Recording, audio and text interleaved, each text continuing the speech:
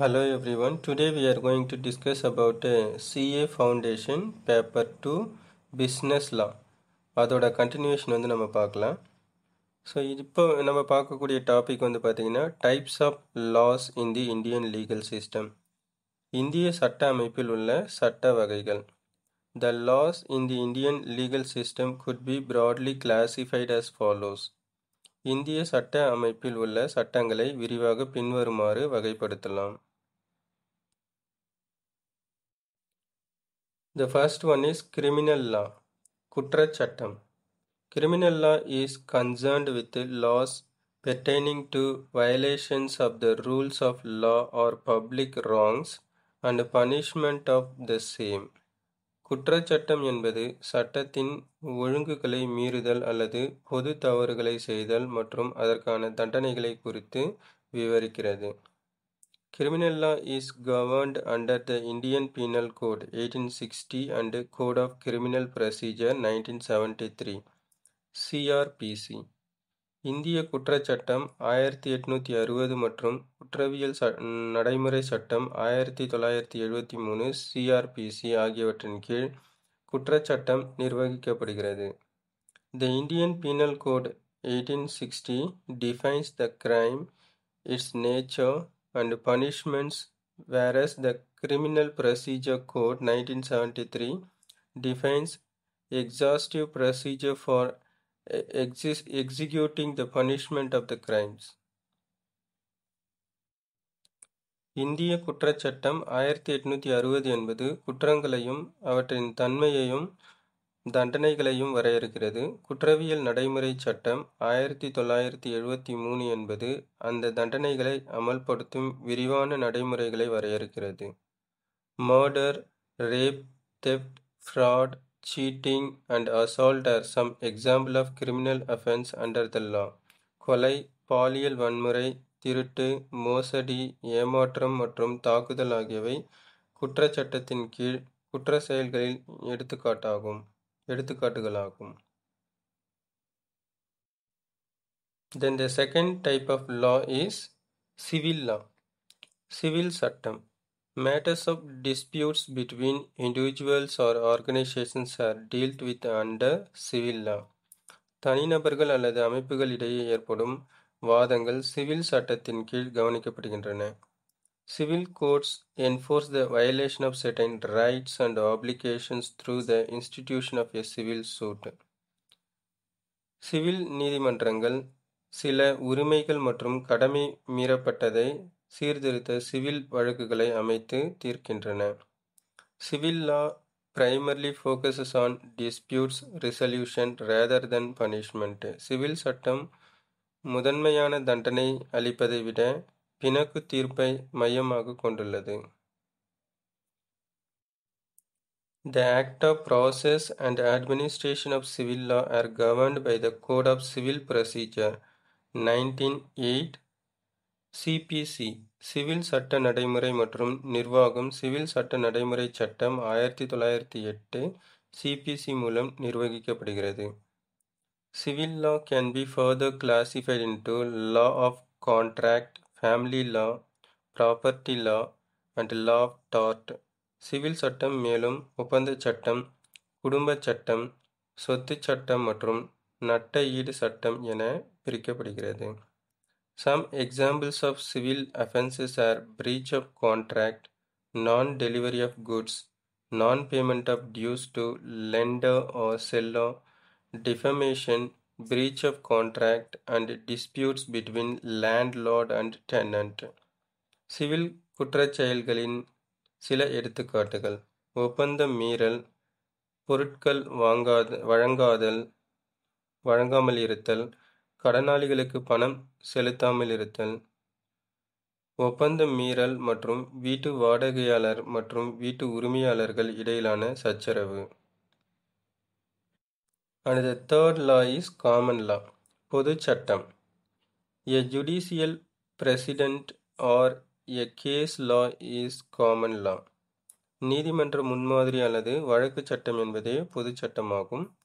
A judgment delivered by the Supreme Court will be binding upon the courts within the territory of India under Article 141 of the Indian Constitution. இந்திய அரசியலமைப்பின் 141வது சட்டப்பிரிவின் கீழ் உச்ச நீதிமன்றம் வழங்கும் தீர்ப்பு இந்தியாவின் எல்லைக்கு உட்பட்ட அனைத்து நீதிமன்றங்களையும் கட்டாயமாக பிணைக்கும். The doctrine of stare decision is the principle supporting common law. Stare decisis என்ற கோட்பாடு பொது சட்டத்தை ஆதரிக்கும் தத்துவமாகும். It is a Latin phrase that means to stand by that which is decided. இது ஒரு லத்தீன் மொழிபெயர்ப்பாகும். அதற்கான அர்த்தம் முன்னர் தீர்மானிக்கப்பட்டவை நிலைநிறுத்துவது என்பதாகும். The doctrine of stare decisis reinforce the obligations of court to follow the same principle or judgment established by previous decisions while ruling a case where the facts are similar or on all four legs with the earlier decision. முன்னைய தீர்ப்புகளில் கூறப்பட்ட அதே தத்துவத்தையும் தீர்ப்பையும் தற்போது உள்ள வழக்கு முந்தைய வழக்குடன் ஒற்றவையாக இருந்தால், அதாவது ஒத்துப்போனவையாக இருந்தால், அதையே பின்பற்ற வேண்டும் என்ற கடமையை ஸ்டேர் டெசிசஸ் கோட்பாடு வலியுறுத்துகிறது. And the fourth law is Principles of Natural Justice. இயற்கை நீதி கொள்கைகள். Natural justice, often known as jus natural, deals with certain fundamental principles of justice going beyond written law. இயற்கை நீதி அல்லது ஜஸ் நேச்சுரல் என்பது எழுதப்பட்ட சட்டங்களை தாண்டியும் செல்லும் அடிப்படை நீதி கொள்கையை உள்ளடக்கியது. நெமோ ஜூடெக்ஸ் இன் காசோ so, literally meaning no one should be made a judge in his own cause, and it is a rule against prejudice. Nemo judex in causa sua அர்த்தம் ஒருவரும் தன்னுடைய வழக்கில் நீதிபதியாக இருக்கக்கூடாது. இது முன்னிலைப்படுத்துதலுக்கு எதிரான விதியாகும்.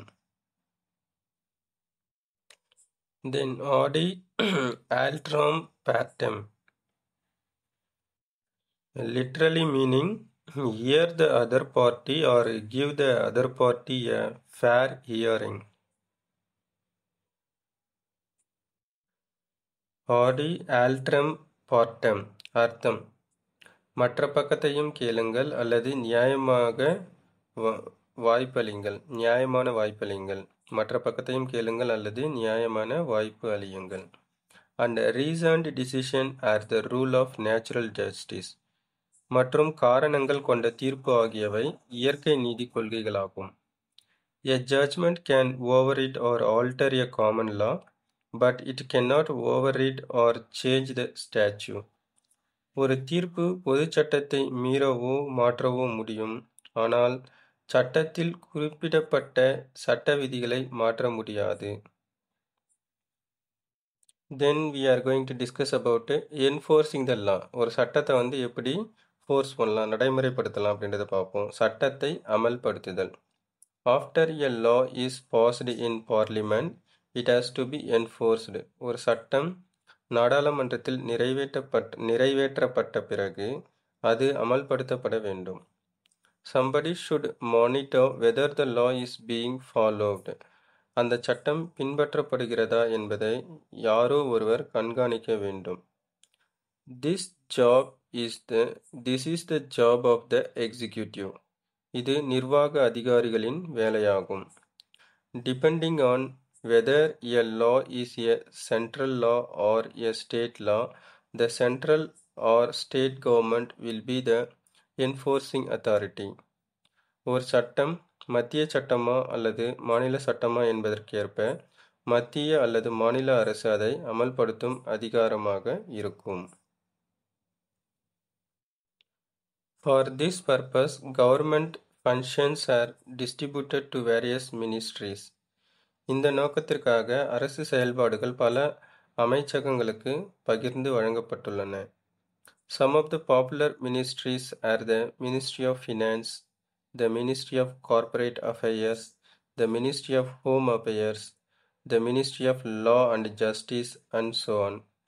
பிரபலமான அமைச்சகங்களில் சில சில வகைகள்: நிதி அமைச்சகம், நிறுவன விவகாரங்கள் அமைச்சகம், உள்துறை அமைச்சகம், சட்ட மற்றும் நீதித்துறை அமைச்சகம் ஆகியவை உள்ளன.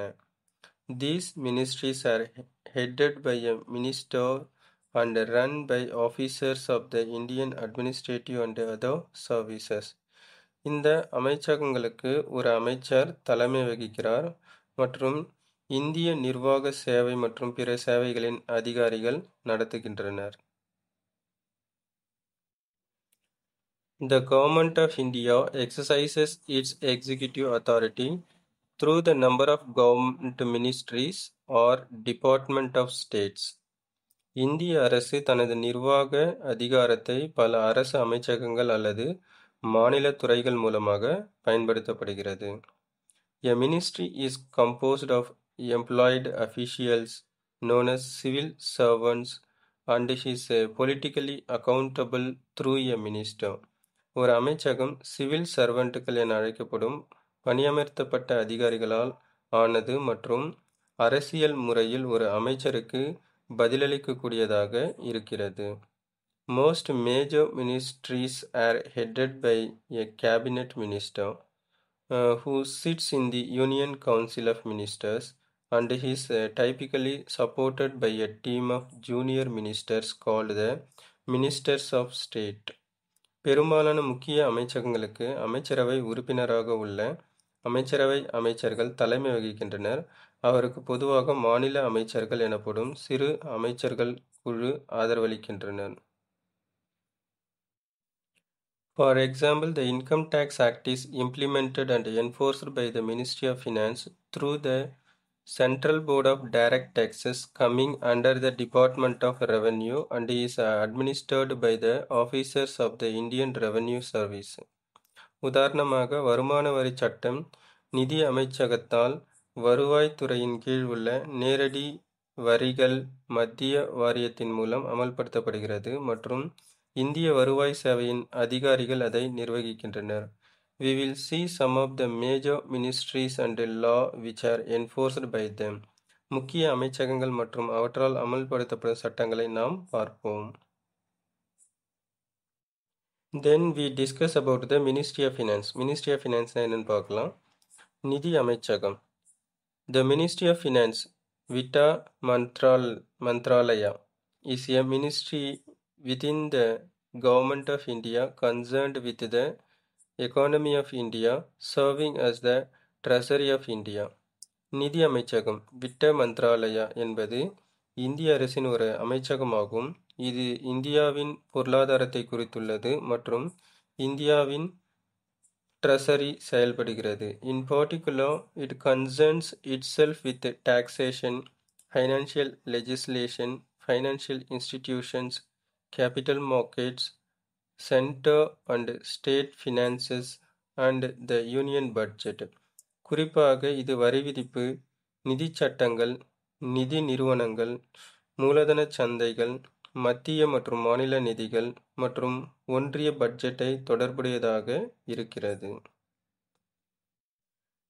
As a chartered accountant, many of your day-to-day work life will be impacted by this ministry and its proclamations. ஒரு சார்ட்டர்ட் அக்கவுண்டண்டாக உங்கள் அன்றாட வேலை வாழ்க்கை இந்த அமைச்சகம் மற்றும் அதன் அறிவிப்புகளால் அதிகமாக பாதிக்கப்படும். The ministry is so important that many ministers have preferred to hold the portfolio of finance minister also. இந்த அமைச்சகம் மிகவும் முக்கியமானதாக இருப்பதால் பல அமைச்சர்கள் நிதி அமைச்சரின் பொறுப்பையும் மேற்கொள்ள விரும்பியிருக்கின்றனர். One of the important functions of the finance ministry is the presentation of the union budget. நிதி அமைச்சகத்தின் முக்கிய வேலைகளில் ஒன்று ஒன்றிய பட்ஜெட்டை வழங்குவதாகும். This annual event is eagerly awaited by professionals and the common man as it provides for the rates of taxes and budget allocation for the ensuing year. இந்த ஆண்டுதோறும் நடைபெறும் நிகழ்வை வரிகள் விகிதங்களும் அடுத்த ஆண்டுக்கான பட்ஜெட் ஒதுக்கீடுகளும் இதில் அறிவிக்கப்படுவதால் வல்லுநர்களும் பொதுமக்களும் ஆவலுடன் எதிர்நோக்குகிறார்கள். Then we discuss about the constitution of the Ministry of Finance. நிதி அமைச்சகத்தின் அமைப்பு. The Ministry of Finance is an important ministry of the Government of India. நிதி அமைச்சகம் இந்திய அரசின் முக்கியமான அமைச்சகங்களில் ஒன்றாகும். It is responsible for managing the financial resources of the country. இது நாட்டின் நிதி ஆதாரங்களை நிர்வகிப்பதற்கான பொறுப்பை வகிக்கிறது. It formulates and implements economic policies and financial regulations. இது பொருளாதார கொள்கைகள் மற்றும் நிதி விதிமுறைகளை உருவாக்கி அமல்படுத்துகிறது. The Ministry of Finance plays a vital role in the preparation of the Union budget. ஒன்றிய பட்ஜெட்டை தயாரிப்பதில் நிதி அமைச்சகம் முக்கிய பங்கு வகிக்கிறது. It is also responsible for taxation, financial institutions, capital markets and public expenditures. வரி விதிப்பு, நிதி நிறுவனங்கள், மூலதன சந்தைகள் மற்றும் அரசு செலவுகள் ஆகியவற்றுக்கும் இது பொறுப்பேற்கிறது.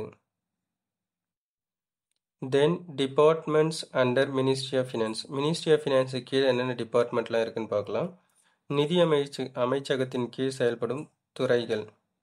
The Ministry of Finance consists of the following 5 major departments. நிதி அமைச்சகத்தின் கீழ் பின்வரும் 5 முக்கிய துறைகள் உள்ளன. The first department is Department of Economic Affairs, பொருளாதார விவகாரத்துறை. Second department is Department of Expenditure, செலவுத்துறை. And the third one is Department of Revenue, வருவாய்த்துறை. And the next department is Department of Financial Services, நிதி சேவைகள் துறை. And the next department is Department of Investment and Public Asset Management, DIPAM, முதலீடு மற்றும் பொது சொத்துக்கள் மேலாண்மை துறை. And each department is headed by Secretary to the Government of India. ஒவ்வொரு துறையும் இந்திய அரசின் செயலாளரால் தலைமைத்துவம் வகிக்கப்படுகிறது. These departments work together to ensure financial stability and economic growth. நிதி நிலைத்தன்மை மற்றும் பொருளாதார வளர்ச்சியை உறுதி செய்ய இந்த துறைகள் ஒருங்கிணைந்து செயல்படுகின்றன. Then we discuss about the Ministry of Corporate Affairs. நிறுவன விவகாரங்கள் அமைச்சகம்.